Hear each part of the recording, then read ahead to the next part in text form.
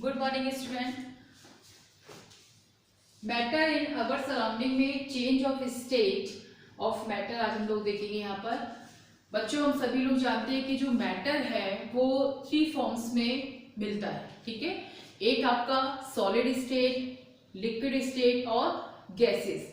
ठीक, ये 3 फॉर्म्स में मिलता है। लास्ट टाइम में आपको टेम्परेचर की जो यूनिट्स थी उनको बताया था, जिसका भी यहाँ पर यूज होगा। ठीक, तो वहां पर हम लोग जो टेम्परेचर का हम लोग ने यूनिट पढ़ा था वो उसका रीजन ही था कि हम लोग अब जो स्टेप आएगा हमारा कि कन्वर्टिंग किस तरह से इफेक्ट आ रहा है टेम्परेचर का इन स्टेट पे। ठीक है, और कितना आ रहा है। ठीक, यहाँ पर अगर हम बात करें सॉलिड, लिक्विड और गैस में, तो सॉलिड के जो मॉलिक्यूल्स होते हैं उनमें उनके बीच में जो डिस्टेंस होती है वो बहुत ही कम होती है, बहुत कम।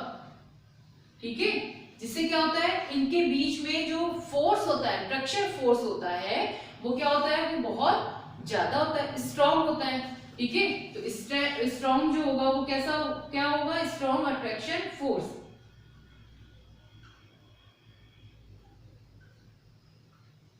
ओके, अगर इन मॉलिक्यूल्स में कहीं पे भी हल्का सा लूज हो जाते हैं, यानी इनके बीच का अट्रैक्शन फोर्स कम हो गया, ठीक है, तो वो क्या हो जाता है, वो लिक्विड स्टेट में आ जाती है। वो स्टेट जो होती है मैटर की वो कौन सी होती है, लिक्विड फॉर्म में होती है।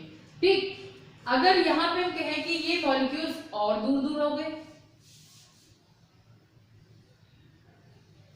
तो ये स्टेट कौन सी हो जाएगी, ये गैसेस स्टेट हो जाएगी। ठीक है, इसमें जो फोर्स ऑफ अट्रैक्शन होगा वो कैसा होगा, वो बहुत ही कम होगा, मिनिमम होगा। इसमें इस स्टेट में जो काइनेटिक एनर्जी होगी वो बहुत ज्यादा होगी, जिससे क्या होगा, जो मॉलिक्यूल्स होंगे, जो एटम्स होंगे, वो एक जगह से दूसरी जगह मूव करते हुए रहेंगे। ठीक है, अब यहाँ पर जो स्टेट है हम लोग नॉर्मली देखते हैं, एक स्टेट से दूसरी स्टेट में कन्वर्ट जो चीजें हैं, जैसे आपने कहा कि एक आइस क्यूब ले लिया और आइस क्यूब को जब हम फ्रिज से बाहर निकालते हैं तो आप देखेंगे कि उसको वो जो बाहर का टेम्परेचर मिला, ठीक है, उस टेम्परेचर पर वो क्या हुआ, वो धीरे धीरे मेल्ट होना शुरू हो गया और वो लिक्विड स्टेट में कन्वर्ट हो गया।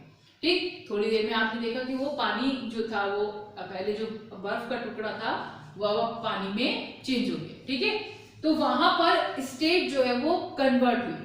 ठीक, अब यहाँ पर स्टेट एक स्टेट से दूसरी स्टेट में, जैसे सॉलिड जो है वो लिक्विड में चेंज हो रहा है, लिक्विड सॉलिड में चेंज होता है। ठीक है, या फिर आपका लिक्विड वेपर्स में यानी गैस में चेंज हो रहा है, गैस सॉलिड में चेंज हो रहा है, यानी एक स्टेट से दूसरी स्टेट पे कन्वर्टिंग चल रहा है। ठीक, अब वो कन्वर्टिंग जो है उसमें मेन फैक्टर कौन सा वर्क कर रहा है, वो किसके कारण हो रहा है। ठीक, तो यहाँ पर जो टेम्परेचर और जो प्रेशर है वो दोनों ही इफेक्ट यहाँ पर डाल रहे हैं इनकी कन्वर्टिंग में। ठीक है, तो हम लोग फर्स्ट यहाँ पर हम लोग effect of change of temperature जो है उसमें देखेंगे कि किस तरह की टेम्परेचर और प्रेशर दोनों ही पड़ेगा। ठीक है, तो टेम्परेचर जो होगा वो किस तरह का, टेम्परेचर के कारण कौन कौन से चेंजेस आ रहे हैं, कि कौन सी कन्वर्टिंग हो रही है, सॉलिड से लिक्विड, लिक्विड से वेपर्स। ठीक है, और उन कन्वर्टिंग को हम लोग क्या कहते हैं, कहाँ पे वो यूज हो रहे हैं, किस किस की कितना है, ठीक है, वैल्यू, तो वो सारी चीजें हम लोग देखेंगे। फर्स्ट हम लोग यहाँ पर हमारा जो पॉइंट है वो है effect of change of temperature. Temperature का जैसे चेंज होगा, ठीक है, effect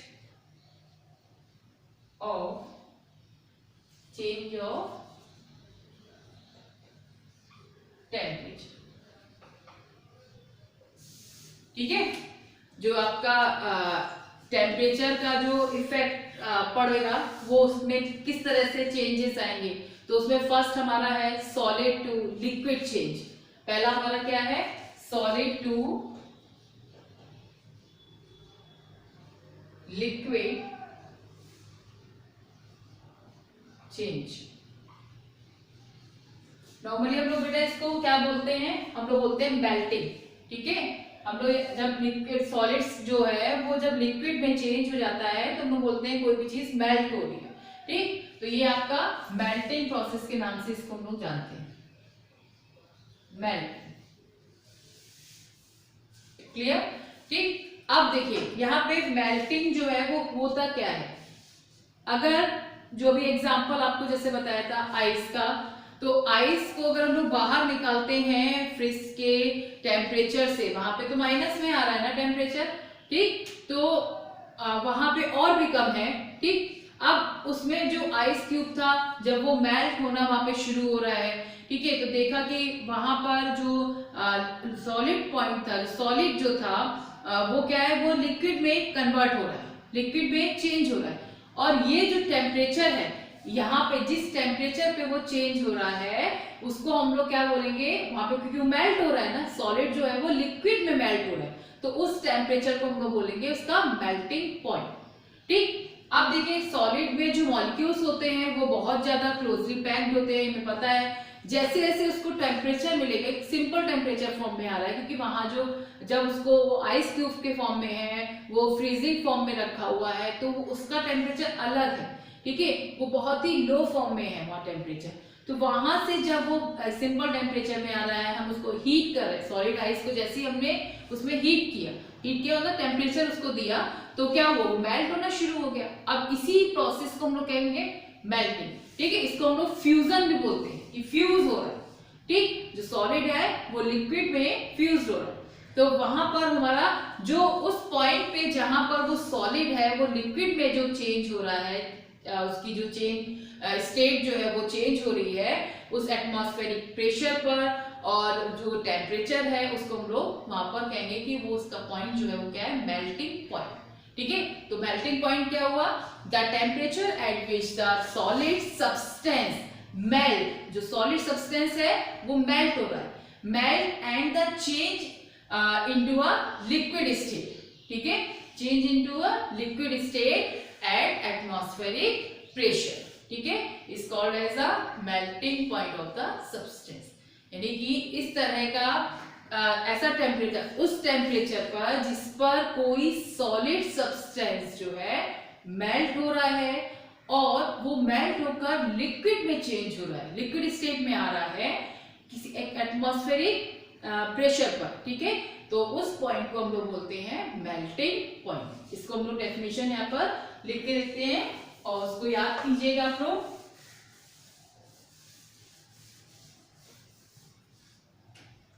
The temperature at which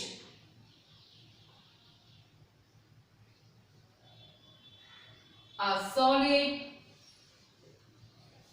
अब देखिएगा यहाँ पर the temperature at which a solid, तो सॉलिड जो है वो सॉलिड सब्सटेंस जो है वो किस में हो रहा है, वो लिक्विड में हो रहा है, मेल्ट हो रहा है, और किस में कन्वर्ट हो रहा है, वो लिक्विड में हो रहा है। तो solid substance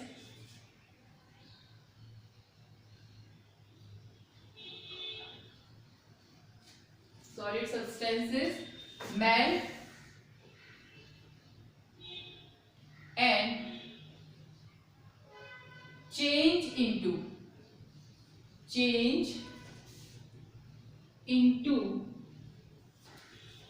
liquid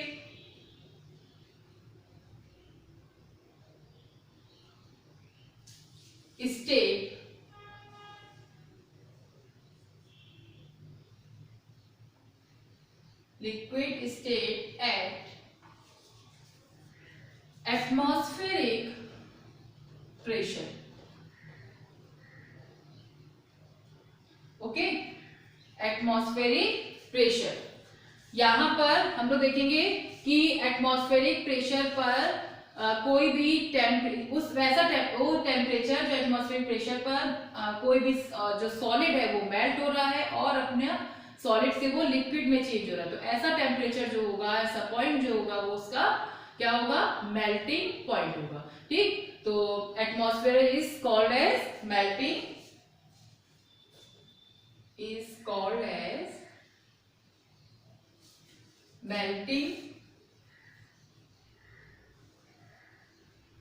point of जो भी सब्सटेंस है, ठीक है। ओके, तो मेल्टिंग पॉइंट की डेफिनेशन क्लियर हुई आप लोगों को। मेल्टिंग पॉइंट क्या है? The temperatures eight which a solid substance melt and change into liquid state at the atmospheric pressure is called the melting point of the substance। उस substance का वो melting point होता है। जैसे आइस की बात करें कि आइस जो है उसका melting point क्या है? 0 डिग्री। ठीक, देखिए हर substance का melting point अलग अलग होता है। जैसे हर एक का बॉइलिंग पॉइंट भी अलग होता है, मेल्टिंग पॉइंट भी अलग होता है। रीजन क्या है? जो उसका मॉलिक्यूल्स के बीच का जो फोर्स है, फोर्स ऑफ अट्रैक्शन है, ठीक है, वो डिपेंड कर रहा है पूरी तरह से। अगर जितना ज्यादा फोर्स ऑफ अट्रैक्शन होगा उसमें उसका जो मेल्टिंग पॉइंट होगा वो उतना ही कैसा होगा? वो ज्यादा होगा, ठीक है। जैसे फोर्स ऑफ अट्रैक्शन, कोई मेटल्स की चीजें ले लीजिए तो उनमें फोर्स ऑफ अट्रैक्शन बहुत ज्यादा होता है, ठीक, तो उनमें फोर्स ऑफ अट्रैक्शन ज्यादा होगा तो उनको लिक्विड में कन्वर्ट करने के लिए हमें टेम्परेचर बहुत ज्यादा देना पड़ेगा, तो उसका जो मेल्टिंग पॉइंट होगा वो ज्यादा होना शुरू हो जाएगा, ठीक है। जैसे कि आयरन का ले लीजिए, तो आयरन जो होता है, अभी हम आइस की बात कर रहे थे, तो आइस में कितना था? 0 डिग्री, ठीक है। और आयरन, अगर हम आयरन को लेते हैं तो आयरन जो है उसका होता है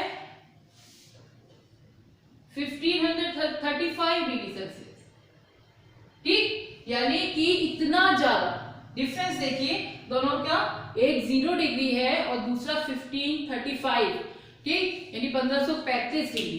तो क्यों है? रीजन क्या है? क्योंकि इसके कंपेयर में वाटर जो है, जो आइस है, उसके कंपेयर में जो आपका सॉलिड है उसमें फोर्स ऑफ अट्रैक्शन मॉलिक्यूल्स के बीच में बहुत ज्यादा है, ठीक है। और उसके लिए हमें टेम्परेचर बहुत ज्यादा देना पड़ेगा उसको मेल्ट करने के लिए, ठीक। इसी तरह से वैक्स है, वैक्स में प्योर वैक्स जो होता है उसका 63 डिग्री होता है, ठीक। तो कहने का मतलब है कि हर एक जो सब्सटेंस है, जो भी जितने भी डिफरेंट टाइप की जो सब्सटेंस हैं, सभी में सबका जो मेल्टिंग पॉइंट है वो सबका अलग अलग होगा, ठीक है।